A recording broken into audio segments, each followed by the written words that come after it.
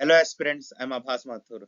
आज अपनी current affair series का है पार्ट 51। आज अपन ये इंपॉर्टेंट टॉपिक्स कवर करेंगे आज के लेक्चर में। आज का अपना पहला टॉपिक है अल फशर। अल फशर क्या है? देखो, अल फशर एक सिटी है। कहाँ पर सिटी है? सूडान में सिटी है। साउथ सूडान में नहीं, सूडान में सिटी है। सूडान में एक रीजन है, दारफूर रीजन, वहां पे पड़ती है ये सिटी। दारफूर रीजन में एक है नॉर्थ दारफूर करके इलाका, उसकी कैपिटल है अल फशर सिटी। अल फशर सिटी न्यूज में क्यों है? क्योंकि सूडान में ना बहुत ज्यादा सिविल वॉर चल रही है कुछ टाइम से। अप्रैल 2023 से सिविल वॉर वॉर चल रही है सूडान में। किन के बीच में चल रही है? सूडान की आर्मी और सूडान की पैरामिलिट्री के बीच में। सोचो, तभी तो सिविल वॉर है इतनी भयंकर। तो उसमें क्या हुआ कि जो वहां की पैरामिलिट्री है ना, उसने कैप्चर कर लिया ये अल फशर वाला रीजन। तो पूरी सिटी ब्लॉक कर ली, लोगों को बंधक बना दिया। तो बहुत ह्यूमैनिटेरियन क्राइसिस हो गए, जीनोसाइड लाइक कंडीशंस हो गई। लोगों के पास खाना पानी, ह्यूमैनिटेरियन एड नहीं पहुंच पा रहा। बहुत ज्यादा सफर कर रहे थे लोग। तो यूएन ने भी इसको मुद्दा उठाया बहुत इंटरनेशनल लेवल पे। इसलिए ये फेमस हो रहे हैं, मतलब इसलिए ये जगह फेमस है और अपन पढ़ रहे हैं। यहाँ पे जगवा और फुर कम्युनिटीज के लोग रहते हैं, ये भी याद रखना है। एक बार रीड कर लेते हैं। Al Fasher is a major city in western Sudan, serving as the capital of North Darfur state in the Darfur region. Darfur region में पढ़ाई चुका हूँ, बहुत ज्यादा ह्यूमैनिटेरियन क्राइसिस हो रहे हैं वहां पे।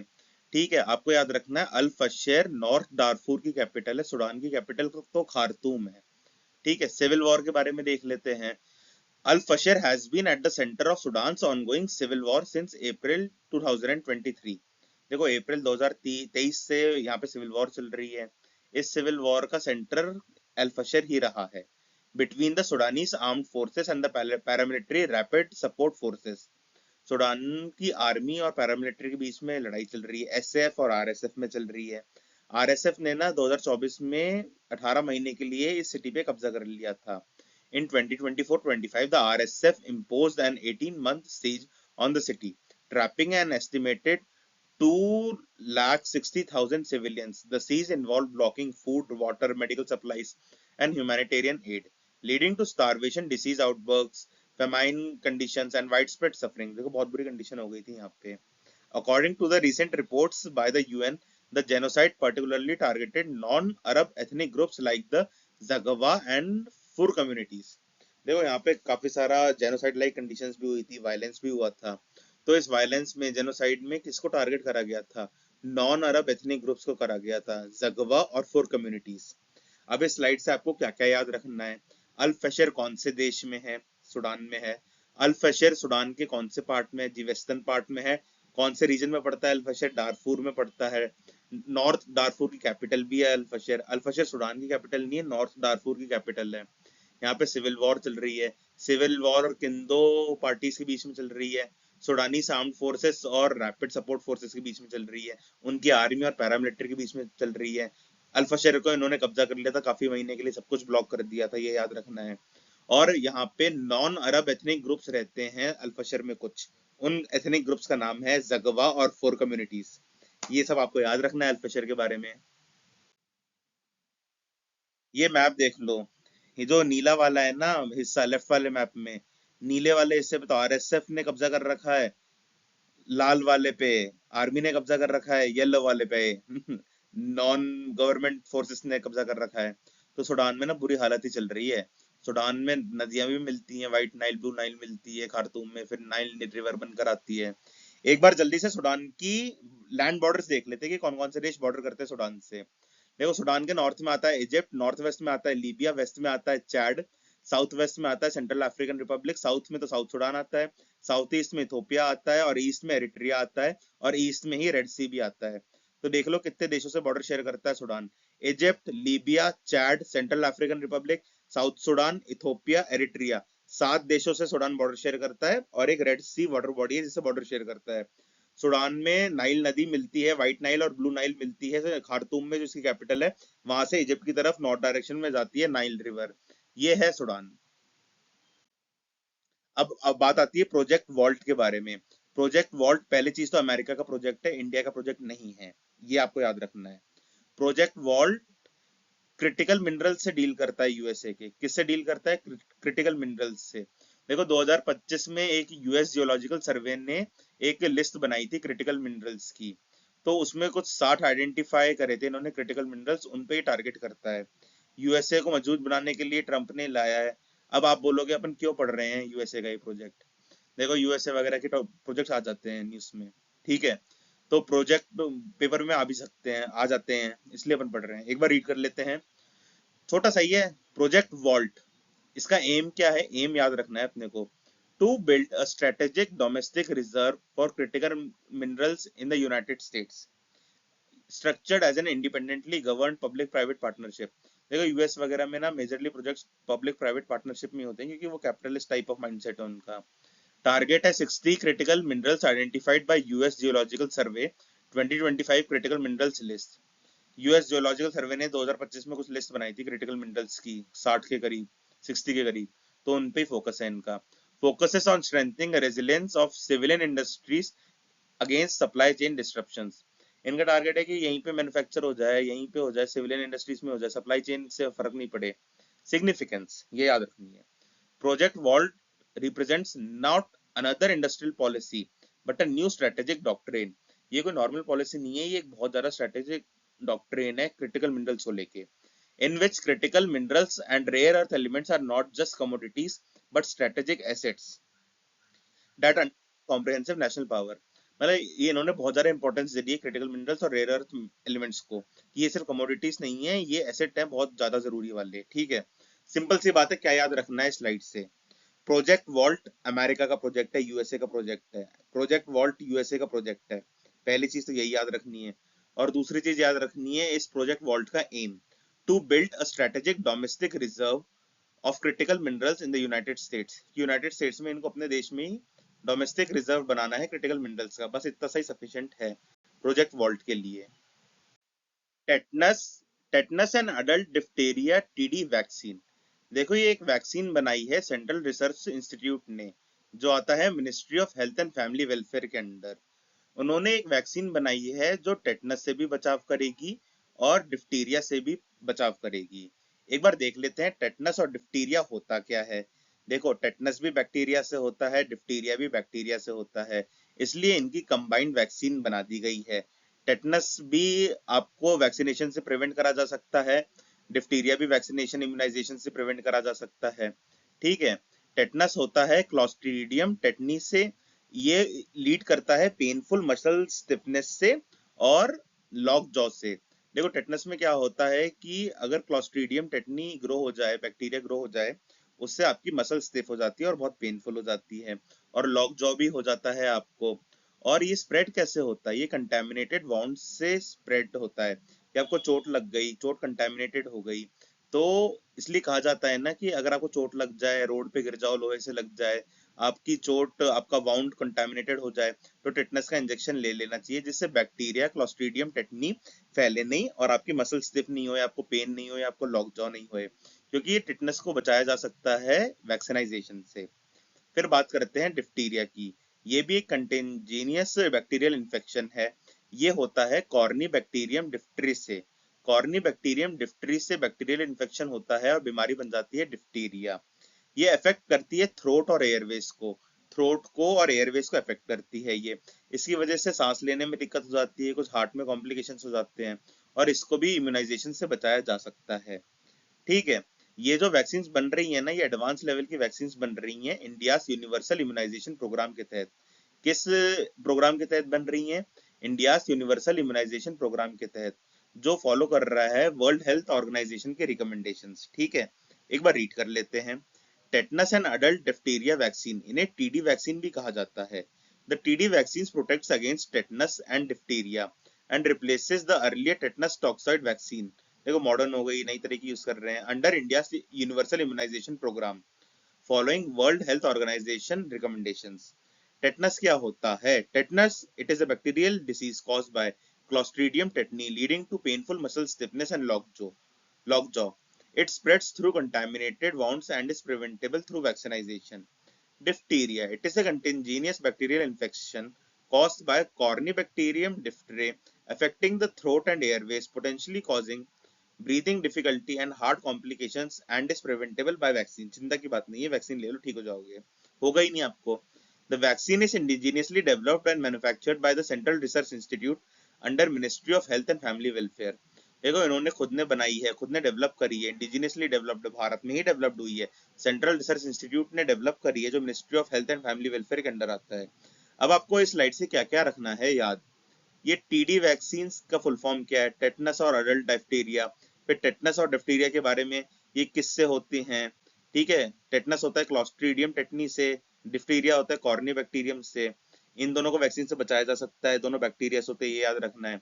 दोनों के सिम्टम्स पता करने की क्या क्या प्रॉब्लम हो सकती हैं, ठीक है। फिर आपको याद रखना है ये वैक्सीन बनाई किसने है, सीआरआई ने बनाई है, कौन सी मिनिस्ट्री में आता है वो याद रखना है, यहाँ से यूपीएससी सवाल बन सकता है। और ये वैक्सीन बनी कौन सी प्रोग्राम के अंडर है, यूनिवर्सल इम्यूनाइजेशन प्रोग्राम के अंडर बनी है, जो रिकमेंडेशन फॉलो करता है डब्ल्यूएचओ की। ये सारी बातें आपको रखनी है याद पेपर के लिए। यूपीएससी सवाल ऐसे करेगी कि ministry of science and technology वालों ने ये वैक्सीन बनाई है, मिनिस्ट्री ऑफ अर्थ साइंसेस वालों ने बनाई है, मिनिस्ट्री ऑफ केमिकल वालों ने बनाई है, नहीं, ministry of health and family welfare वालों ने बनाई है। सेंट्रल रिसर्च इंस्टीट्यूट की जगह ये सीएसआईआर का कोई इंस्टीट्यूट दे देंगे, वहां भी आपको कंफ्यूज होना नहीं है। बोल देंगे डिप्थीरिया वायरस से होता है, टिटनस वायरस से होता है, फंगस से होता है, पैरासाइट से होता है, कंफ्यूज नहीं होना, दोनों बैक्टीरिया से होती हैं, ठीक है। फिर सिम्टम्स गलत बता सकते हैं कि टिटनस में क्या सिम्टम्स होते हैं, डिप्थीरिया में क्या सिम्टम्स होते हैं, ऐसे ऐसे कंफ्यूज करता है यूपीएससी, आपको कंफ्यूज नहीं होना। देखो ये प्रोवाइड करते हैं combined protection against tetanus and diphtheria across all age groups including pregnant women.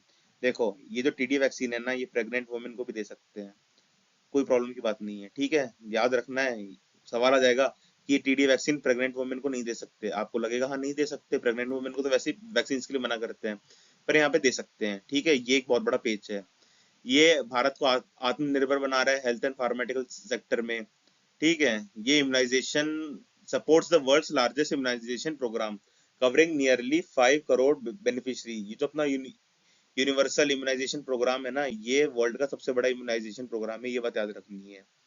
Enhances protection against diphtheria while sustaining maternal and neonatal tetanus elimination annually.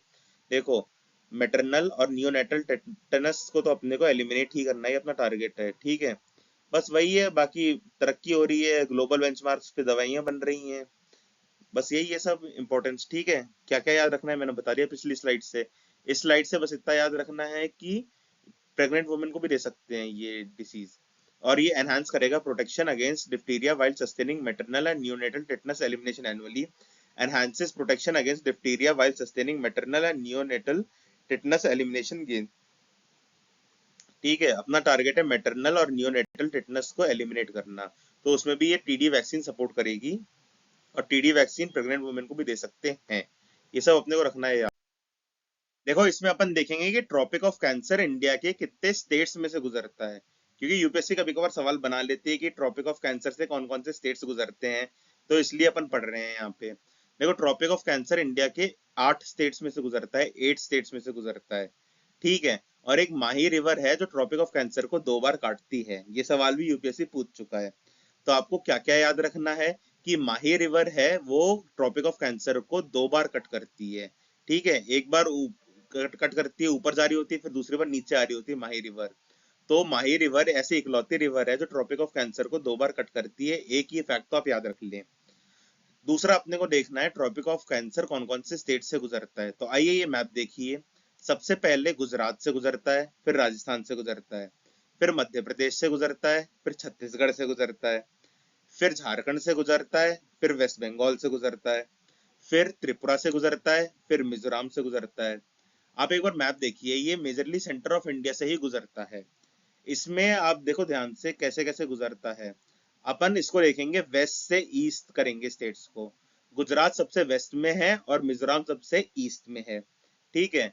ये सबसे ज्यादा गुजरता है मध्य प्रदेश से और सबसे कम गुजरता है त्रिपुरा से, ठीक है। सबसे ज्यादा लेंथ ट्रॉपिक ऑफ कैंसर की एमपी में है, और सबसे कम लेंथ ट्रॉपिक ऑफ कैंसर की त्रिपुरा में है, ये भी सवाल बन सकते हैं। ट्रॉपिक ऑफ कैंसर जब गुजरता है ना, तो उसका वेस्टर्न मोस्ट स्टेट है गुजरात गुजरात, और ईस्टर्न मोस्ट स्टेट है मिजोरम।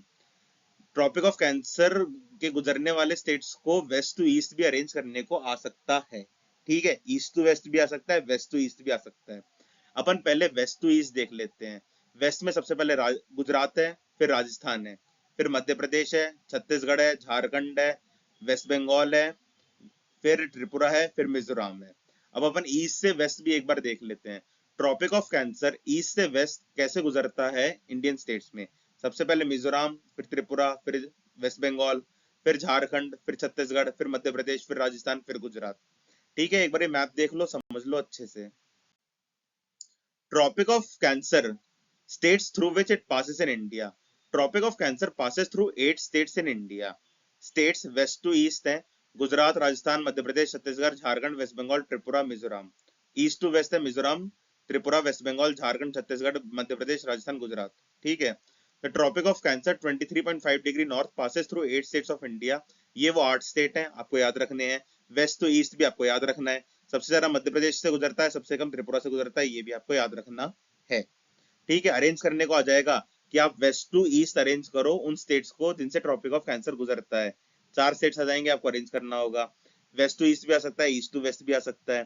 फिर स्टेटमेंट बना सकते हैं कि सबसे ज्यादा कौन से स्टेट से गुजरता है ट्रॉपिक ऑफ कैंसर, सबसे कम कौन से स्टेट से गुजरता है। तो ये सारी चीजें हमें रखनी है याद। ताकेशिमा आइलैंड्स या डोकड़ो आइलैंड्स। देखो, यहाँ पे मैंने आइलैंड क्यों नहीं बोला, आइलैंड्स क्यों बोला, क्योंकि जो आइलैंड होते हैं ना, वो आइलैंड से छोटे होते हैं। एक अपन ने देखा आइलैंड होता है, तो छोटे आइलैंड को आइलैंड्स कहा जाता है। पहली चीज तो ये याद रखो। फिर मैंने ताकेशिमा बोला, ताकेशिमा आइलैंड्स या डोकडो आइलैंड्स।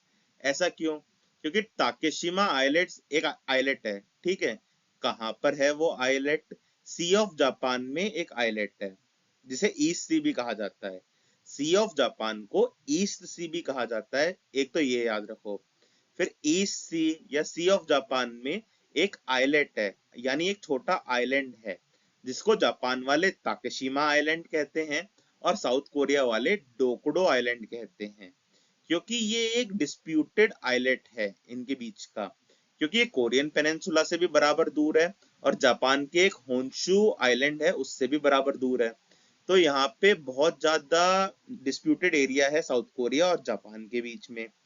ठीक है, क्यों है इतना डिस्प्यूट, क्योंकि यहाँ पे ना बहुत फर्टाइल फिशिंग ग्राउंड्स है, बहुत ज्यादा मछली पकड़ी जाती है और नेचुरल गैस हाइड्रेट रिजर्व्स भी हैं यहाँ पे।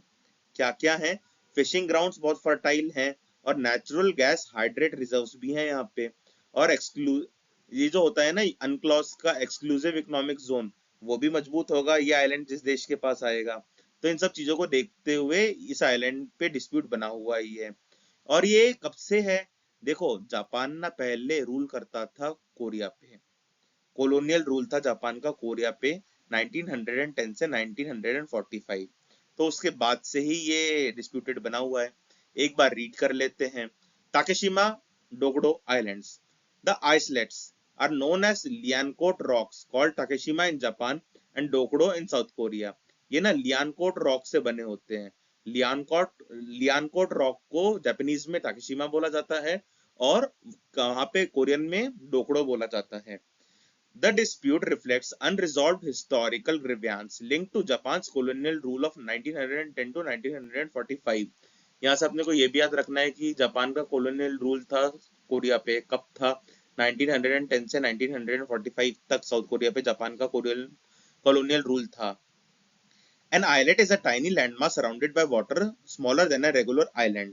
यहाँ से islet क्या होता है ये भी याद रखना है अपने को। The islets are located in the Sea of Japan। ये ऑड हो गया, ऑफ है। The islands are located in the Sea of Japan, East Sea. Sea of Japan को ईस्ट सी भी कहा जाता है। रफली equidistant from the Korean peninsula and Japan Honshu island. ये बराबर डिस्टेंस पे है कोरियन पेनिनसुला से और जापान के होन्शु आइलैंड से। The surrounding waters are fertile fishing grounds and may contain significant natural gas hydrate reserve. बहुत ज्यादा फर्टाइल फिशिंग ग्राउंड्स हैं यहाँ पे, बहुत सारी मछली पकड़ी जाती है, ये दोनों देश मछली बहुत खाते हैं और यहाँ पे नेचुरल गैस हाइड्रेट के रिजर्व्स भी हैं, इसलिए इंपॉर्टेंस है इसकी। Control over the island strengthens exclusive economic zone claims under UNCLOS. देखो exclusive economic zone 200 nautical miles तक वो भी हो जाएगा। तो बहुत ज्यादा जरूरी है ये आइलैंड दोनों देशों के लिए। क्या क्या याद रखना है, डोकड़ो ताकेशिमा आइलैंड। डोकड़ो कौन बोलता है, ताकेशिमा कौन बोलता है? ताकेशिमा जापान वाले बोलते हैं, डोकड़ो साउथ कोरिया वाले बोलते हैं। पहला सवाल तो यही हो गया। दूसरा सवाल, ये कहाँ पढ़ते हैं? ये सी ऑफ जापान में पढ़ते हैं, ईस्ट सी में पढ़ते हैं। सी ऑफ जापान को ईस्ट सी बोलते हैं, ये सब पूछा जा सकता है। और ये बराबर डिस्टेंस पे है जापान और कोरिया से, ये भी पूछा जा सकता है। ठीक है, फिर इनकी इंपॉर्टेंस पूछी जा सकती है, इतने इंपॉर्टेंस क्यों है? क्योंकि यहाँ पे नेचुरल गैस हाइड्रेट के रिजर्व हैं, फर्टाइल फिशिंग ग्राउंड्स हैं। ठीक है, ये सारी बातें हैं। आइलैंड क्या होता है, ये भी ज्योग्राफी का सवाल आ सकता है। ये सारे सवाल हैं। जापान ने कॉलोनियल रूल कब करा था कोरिया पे, ये भी सवाल आ सकता है स्लाइड से। देख लो क्या क्या सवाल आ सकते हैं, बहुत सारे सवाल बन सकते हैं। देखो, ये है जापान, ये है साउथ कोरिया, इनके बीच में जापान सी, इन्हीं में पड़ता है ताकेशिमा आइलैंड, जिसे जापान वाले ताकेशिमा आइलैंड कहते हैं, साउथ कोरिया वाले डोकड़ो आइलैंड कहते हैं। Thank you. कैसा लगा लेक्चर बताइएगा कमेंट सेक्शन में।